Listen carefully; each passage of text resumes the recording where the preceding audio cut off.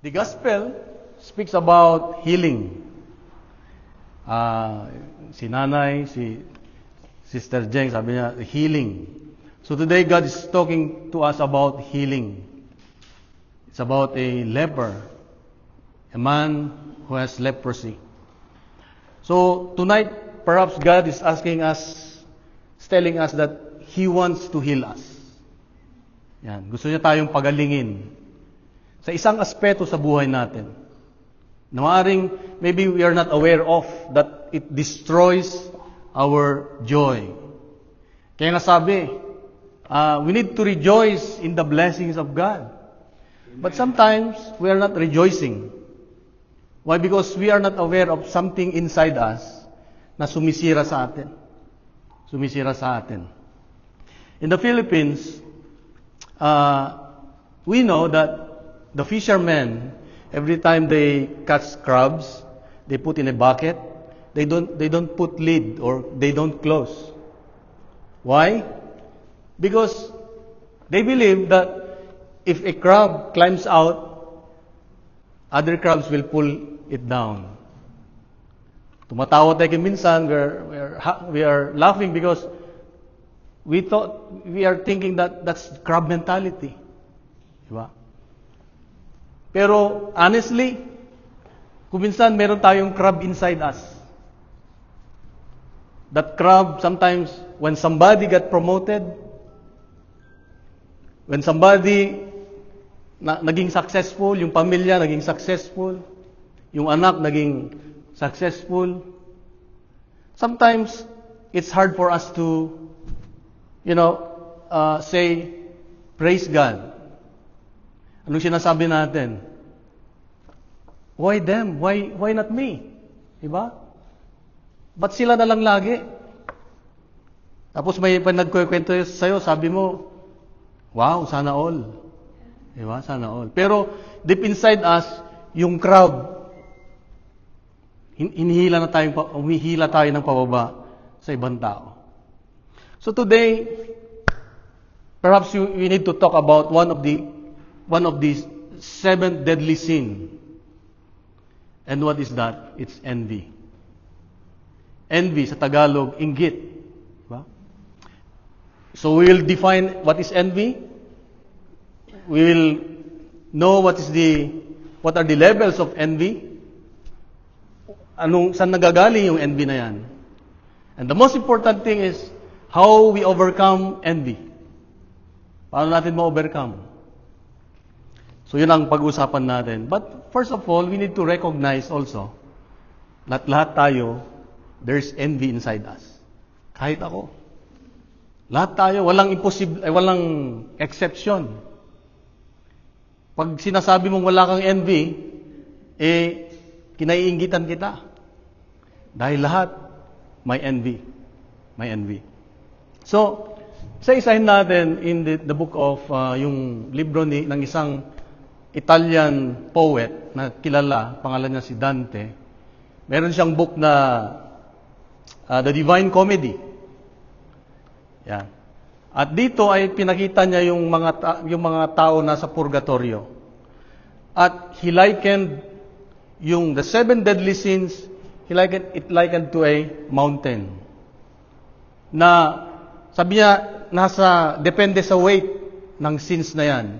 Ang pinakamababa ay yung pride. Pride. Ano ba yung pride? Pride is yung wala kang ibang tinitignan kundi sarili mo, yung excessive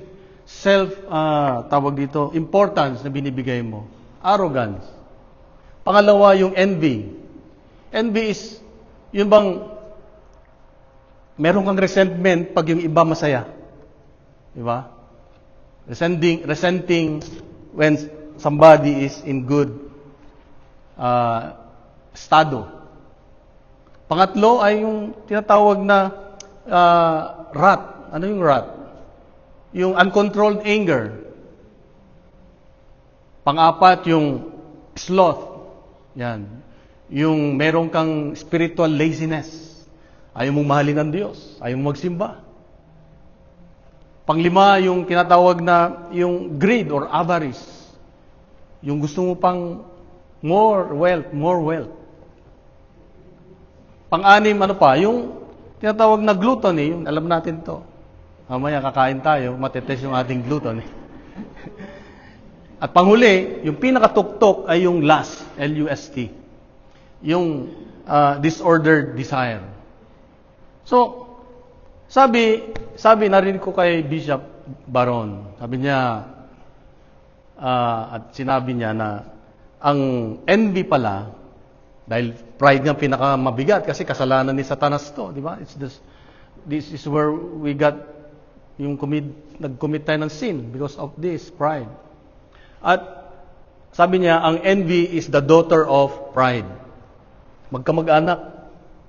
Why? Because nanganak yung pride at envy ang pinanganak. At an envy. So makita natin dito na ang tanong siguro, why it's being called na 7 deadly sins? Bakit deadly? Diba? Bakit deadly?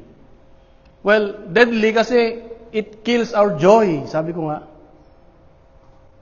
Kahit marami kang blessing, because of envy, hindi mo nararamdaman you're not rejoicing. You're not rejoicing. That's why envy is a joy killer talaga. Kaya tignan natin, meron ba tayo nito? Makita natin minsan kung meron tayo. Makita natin mamaya. So, let's define what is envy. Envy, according to Saint Thomas Aquinas, it is a sorrow, sabi niya, at another person's good. It is a sorrow. Nalulungkot ka, sabi ko nga, if somebody is masaya. If somebody has good things in life, nalulungkot ka. And envy is you want more. You want to have something na meron sa iba. Diba? Alala ko pag nagpupunta tayo ng mall, baka hindi makaintindi ng Tagalog. Ganyan lang kayo para I can speak in English. Pero pag nagpupunta tayo ng mall, pag nag-window shopping tayo, ano ang pinapakita sa atin? Anong mensahe nun? Sinasabi niya na, ito wala ka. Ito wala ka. Ito wala ka. So, he is tempting you to buy more.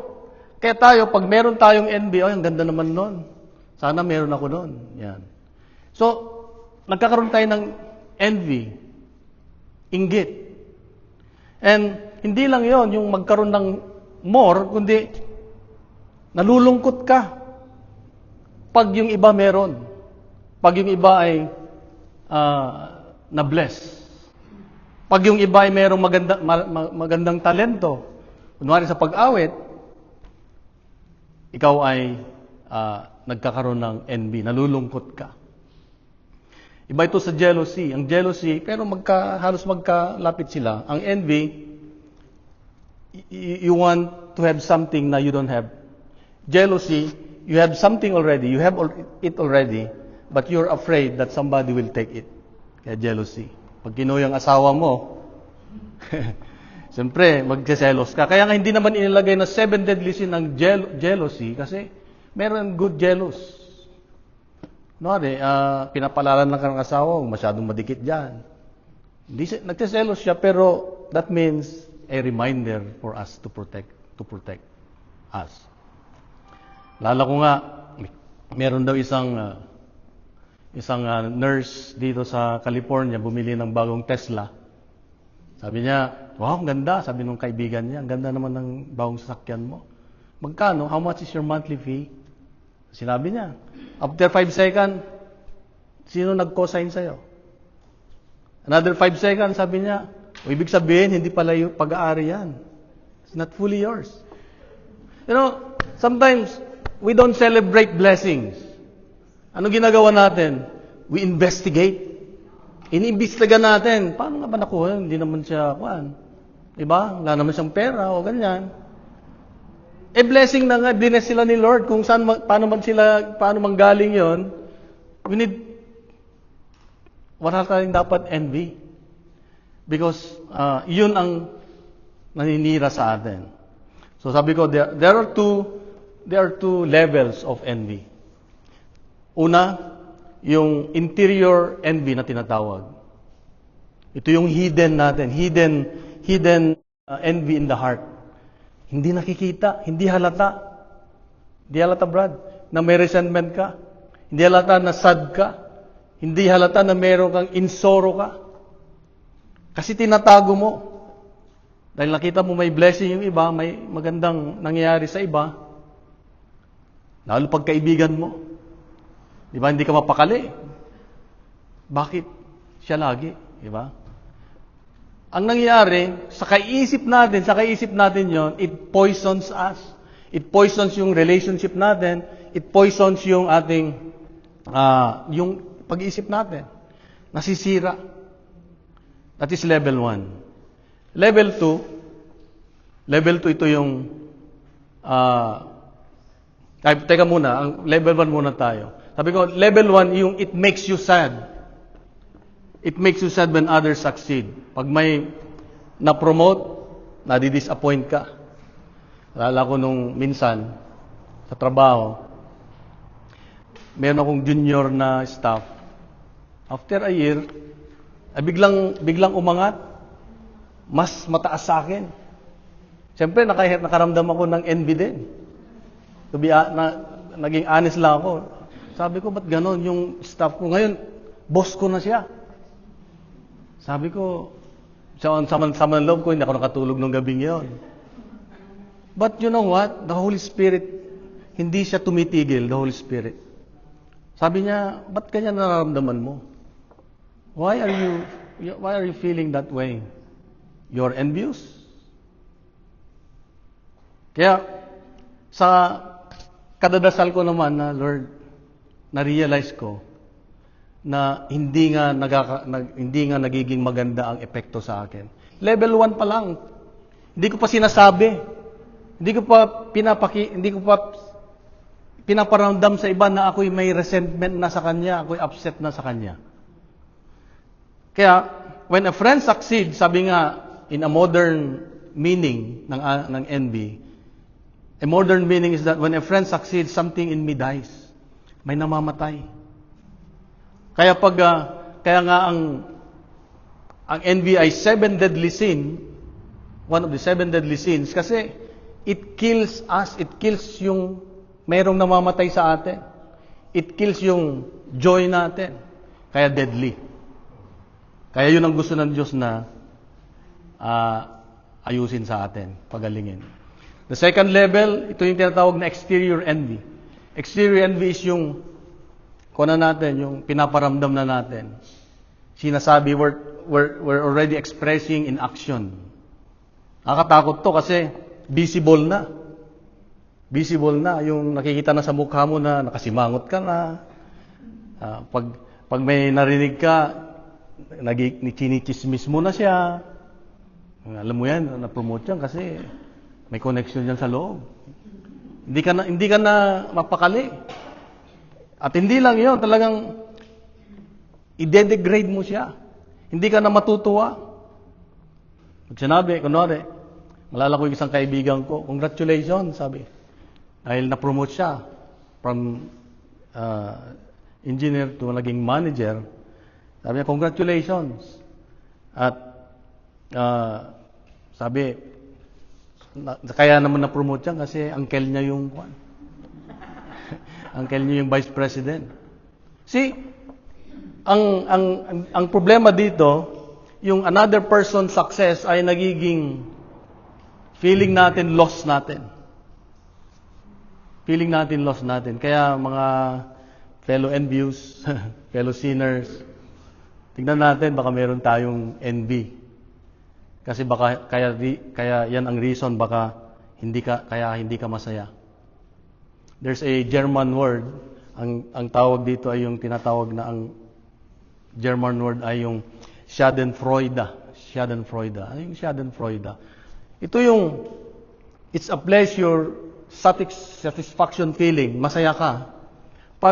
When something bad happens to that person na kinaiinggitan mo. Yung kinatutuwa mo na siya na, ay, na-disgrasya, praise the Lord. Para bang, hindi ka, yung envy mo na ay nagiging nakikita na. Ang envy is yung sad ka, kaya lang happy ka rin. Sad ka dahil yung ibang tao happy. Pero happy ka kung minsan pag nakita mo na sad yung iba. So, dito natin makikita na yung level 2 ay there is joy in someone else's misfortune na. Matutuwa ka na. And there is rejoicing when another fails. Siguro, kung alalahanin natin, baka may mga pagkakataon na tayo ay nakagawa tayo ng ganon. Na hindi natin na ramdaman, nakasakit na tayo ng iba. Diba? And envy leads to gossiping, yun nga, yung chinichismis mo na yung iba, yung nagkakaroon na ng division. It divides the family. It divides the community because of envy. Bakit siya na-promote? Bakit siya being recognized? Ako, trabaho ng trabaho sa community. Pero bakit siya lagi ang tinitignan? Then, you create your own division. Yan. Nagtatawag ka na ng mga susunod sa'yo. At sinasabi mo na, oh, I will withdraw my support sa'yo. Hindi ka na supportive sa community. Iba na yung focus mo kasi ang nakikita mo na pag you are envy, what you're looking at is the blessing of others. Nakikita mo na lang ang meron sa iba. Hindi mo na nakita yung mga biyaya mo sa buhay. And, kakaroon din ng criticism. If you are envy, you keep criticizing other people. Ay, paano ba yan? Bakit ganun siya magsalita? Bakit ganun siya umasta? Hindi ka na masaya. And, also, yung sinisiraan mo na, nagkakaroon ng character assassination. Malimit sa atin, pag nanood ka ng TV ngayon, sa Pilipinas, lalo sa politika, ba? Marami ng character assassination. Kahit hindi tama, kahit hindi totoo, sinisira na yung kapwa-tao. Kaya, ang envy ay talagang mabigat sa atin na hindi tayo aware, ito yung nagdudulot sa atin ng sakit, ng sadness sa buhay, ng sorrow.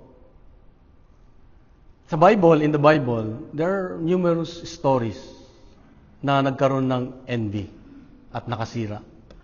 First story is si Cain at Abel. Si Cain at Abel, mga anak ni Adan. Pareho silang, they offer. Si Cain, he offered because he's a farmer, he offered his fruit. And then Abel, he's a shepherd, he offered his best sheep. And God favored Abel. At nagkaroon ng envy itong si Cain. Anong ginawa? He lured his brother to the field at pinatay because of envy. Another story is about Joseph the dreamer. Diba? Yung the son of Jacob. Joseph was favored by the father and he gave him a colorful robe, di ba? At nag-envy yung mga kapatid. Anong ginawa? They sold him. Isa pa si Saul and David. Dahil laging pinupuri na si David, and Saul wanted to kill him. And dito natin makita na it destroys relationship. Envy destroys relationship. Sabi nga, sa magkakapatid na lang, sa pamilya natin, di ba? Nung bata, ang sasaya. Habang lumalaki, ang sasaya. Pero nung time na namatanda na yung mga magulang at pinamana na yung mga kung anong pamana, nag-aaway-away na. Kaya the best game nga raw pag merong reunion, agawan ng lupa. So dito natin makita na if you have envy, talagang sisirain niya pati ang relationship.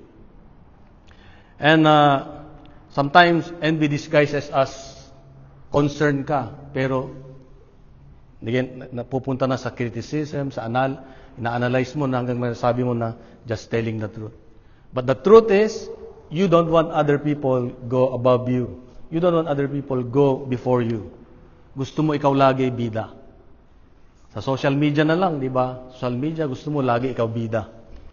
Pag nakita mo yung kapitbahay mo, ang ganda na ng buhay nila. Yan na. Lagi mo nang tinitignan. Nagkakaroon ka na ng resentment. Chinichismis mo na dahil masamang loob mo. So how does envy develop ba? Bakit ba kasi nagkaroon tayo ng envy? Well, because of fear. Because of fear. Fear of what? Fear of scarcity. Yung bang parang laging may kulang. Parang kulang yung binibigay ni Lord sa'yo. Parang bang sinasabi, God is not enough. We are not enough. God is not giving me the right blessing. Bakit sila meron? Ako wala. When we start complaining, that's the time we start nakikita na mayroong scarcity sa buhay natin. Mayroong emptiness. That's fear. Fear na ikaw ay maagawan. Fear na ikaw ay kulang. Another fear is fear of rejection. Yun bang yung feeling mo na lahat ng gagawin mo mayroong masasabi ang ibang tao. You will not be accepted because you are like this. Ba? Sabi nila, ba't ang ganda naman nung pagkahugis ng kanyang mukha? Gagawin ko rin. So maggagasto ka na ngayon. Yeah? Pagawa ka na ng pagawa sa mukha mo. Yeah, di ba? Pati kulay, pati kilay. Patato. Yeah. Tumanda ka pa, Brad. Anong itsura mo pag tumanda ka pa? Siyempre, bababa, di ba? Magsasag na yung kilay mo. Dahil nakatato, wala nang makikita yung... Yeah, anyway, because we're feeling of scarcity. Merong feeling na may kulang tayo. Pero, nakakalimutan natin yung envy, sabi nga, yung forgets who we are in God. Ito yung dahilan kung bakit tayo may envy. We forget na sino ba tayo sa mata ng Diyos? Kung titignan natin, kung doon tayo sa mata ng Diyos, ano ang tingin niya sa atin? Yan. Do we feel love? Do we experience graces? Kaya nga sabi nga kanina sa sharing ni Brother Alex, kahit hindi niya hinihingi, binigay. Kasi grace, even if you don't deserve, God will give you. God will bless you. Maraming pagkakataon sa ating mga nagse-serve kung talagang aware lang tayo. There are many times God is pouring out His blessing kahit hindi mo hinihingi. Amen. Amen. Amen. Kahit hindi natin hinihingi, binibigay ng Diyos. Amen. Kasi ang Diyos ay laging, He always supply yung kailangan natin. Amen. O ito na lang, yung aking dalawang anak. Kilala niyo siguro si Minmin, yung special, saka si Angel, di ba? May mga time noon na maliit pa sila. So, bibigyan namin ng importansya si Minmin. Magreklamo si Angel. Magkakaroon ng NB. Bakit si ate na lang lagi? Ganyan. So, explain na naman namin, ate, ay Angel, kasi si ate mo ganyan. Hindi naman namin pwedeng pagpantayin. Dahil, hindi may mga bagay na hindi kayang gawin ni ate, hindi kayang gawin ni Angel. So, ibig sabihin, kung ano yung nararapat, ibibigay namin. So, minsan binilhan namin si Angel naman ng kanyang gumagamit sa eskwela, laptop. Nagselos si ate. Sabi niya, you don't love me. You love me, Angel. Sabi ko, hindi totoo yun, anak. We love you. O ito, cellphone. Kasi yung cellphone, kaya niyang gawin. Laptop. Hindi pa niya kaya noon. So, ganun din ang Diyos sa atin. Hindi pwedeng pantay lahat yung ibibigay niya sa atin. Meron yung para kay brother. So, anong gagawin natin? Itanggapin natin kung anong bigay ni Lord. Kung anong meron ka ngayon, tatanggapin mo. Wholeheartedly. Practical way to accept. Practical way to get rid of envy. Ano yun? Well, purihin mo lagi, praise God. Purihin mo ang Diyos.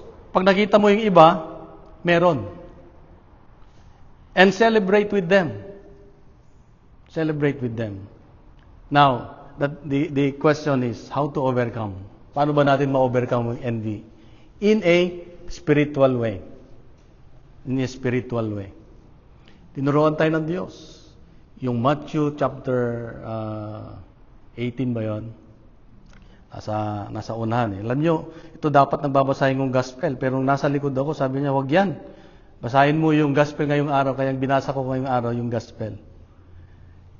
Matthew chapter 18 verse 1 to 5. Sabi dito, nagtatalo yung mga alagad. Sabi nila, Lord, who is the greatest in the kingdom of heaven? Anong sabi ni Lord? Sabi niya, whoever humbles himself like this child is the greatest in the kingdom of heaven. Parang bata, dapat pala tayo. Para mawala yung envy sa buhay natin, para tayong bata. Na ang bata ay hindi niya iniisip yung nakaraan. Yung failures, wala sila. Hindi rin niya iniisip yung hinaharap.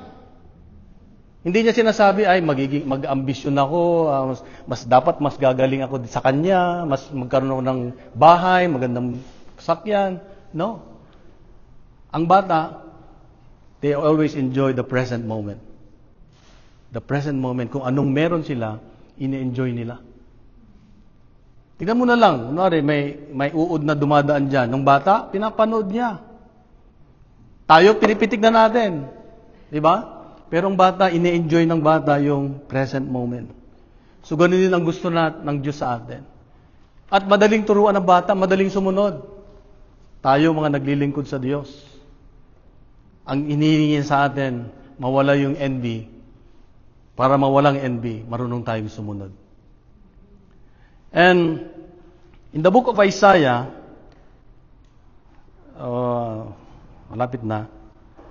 In the book of Isaiah, chapter 26, verse 12, sabi dito, it is you, O Lord, who have accomplished all we have done. It is you, O Lord, who have accomplished all we have done. Napakaganda nito. Pwede nating ilagay sa ating refrigerator, sa ating screen, sa ating computer screen, para ipaalala sa atin na, ikaw, Lord, it is you who have accomplished all we have done. Hindi ako. So, if we have this kind of attitude, hindi malayo na hindi makaporma ang envy. Dapat marunong tayong magpasalamat kay Lord sa mga blessing. Sabi nga ni Brother Alec, yung blessing na marunong tayong magpasalamat. Bakit?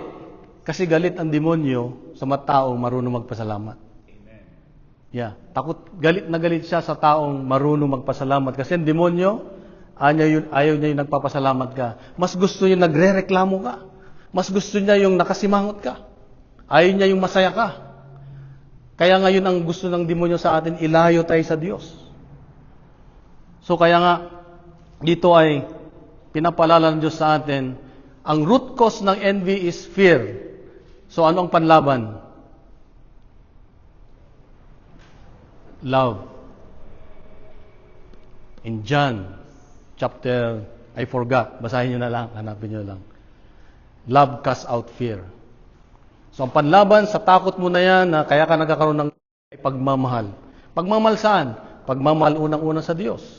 Pagmamahal sa mga taong successful. Pwede ka nang magsabi ng totoo na natutuwa ka sa kanilang biyaya. Hindi na yung dati nagrereklamo ka. Ay, ibig sabihin nasasaktan ka. Ngayon, Lord, salamat dahil sila ay blines mo. Ako rin, alam ko, meron kang blessing na nakalaan. Tamang-tama para sa akin. And I wanna thank you, Lord. So dito ay makita natin na ang taong mapagmahal, ang taong walang ibang inisip kundi mahalin yung kapwa-tao, na kahit man siya mahina, minamahal pa rin siya, then there is that. Hindi makakaporma ang envy. Hindi makakaporma ang inggit.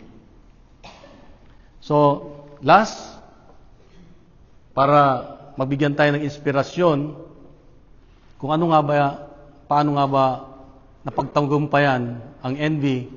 ni Mama Mary ay yung kwento sa wedding of Cana. Anong nangyari doon, di ba?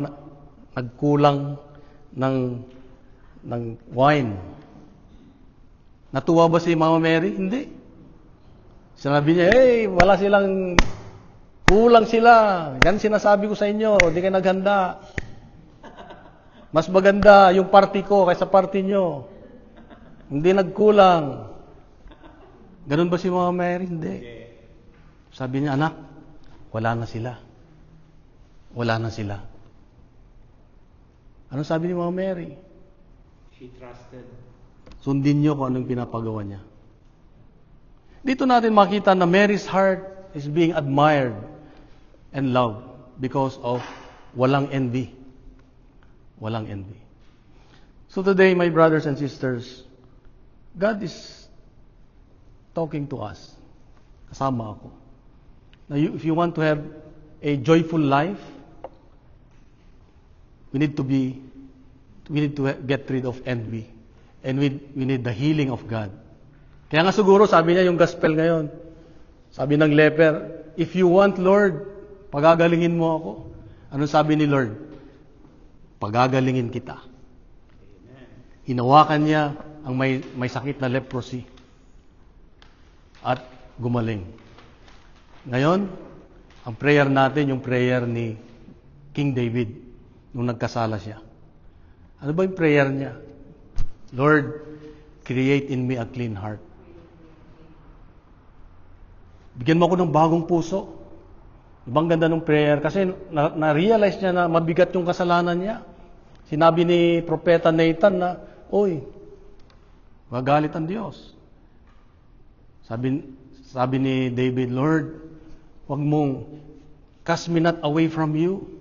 Don't take your Holy Spirit away from me. Ganun pa na nangyayari sa atin pag tayo ay nagkakasala. The Holy Spirit hindi makaporma. So today, we'll be honest to God. We'll pray na pagalingin tayo. Amen. So, I want to end this with a prayer, but kantahin muna natin yung Create in me a clean heart. At habang kinakanta natin, ay kausapin natin si Lord. Para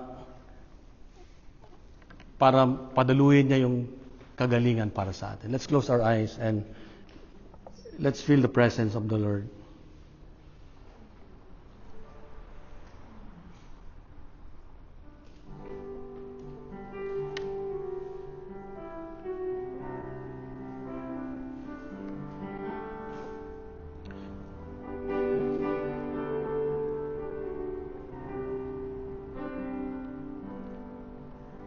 Create in me a clean heart, O God, and renew right spirit within me. Within me. Create in me a clean heart, O God.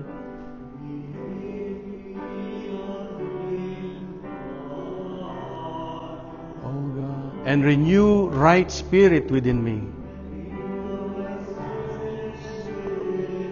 Cast me not away from thy presence.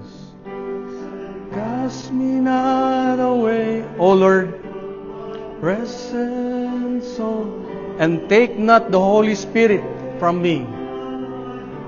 Spirit from me. Restore unto me the joy of salvation. The joy of my salvation. And renew a right spirit within me.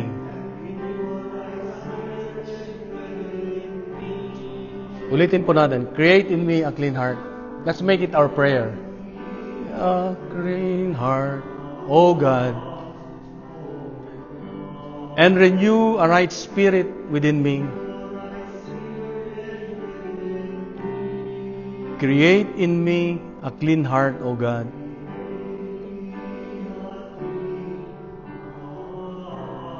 O God, and renew a right spirit within me.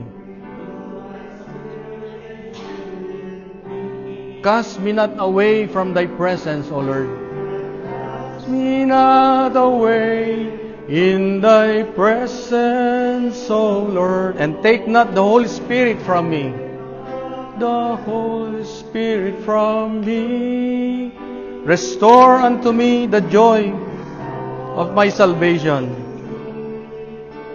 the joy of my salvation, and renew your right spirit within me.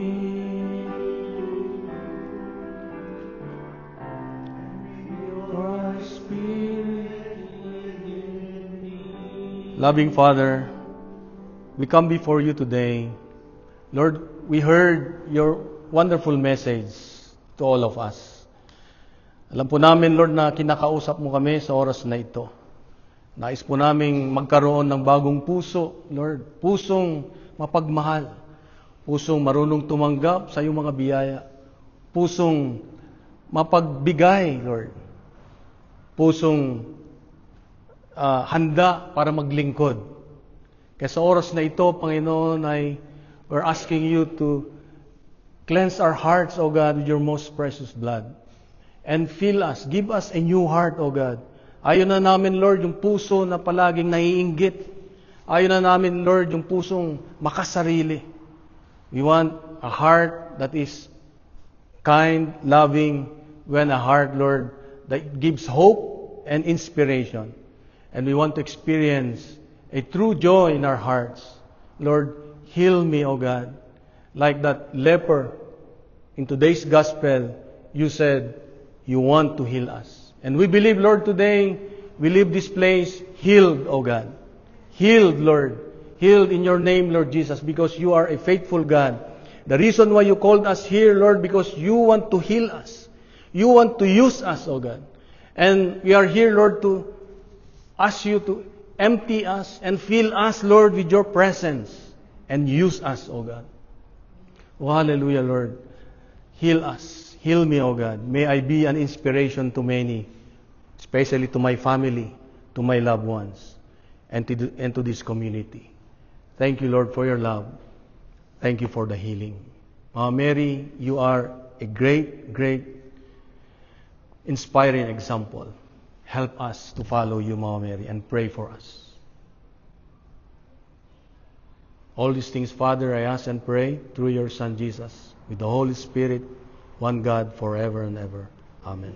And the Father, the Son, and the Holy Spirit. Amen. Palakpakan po natin ang ating Panginoon.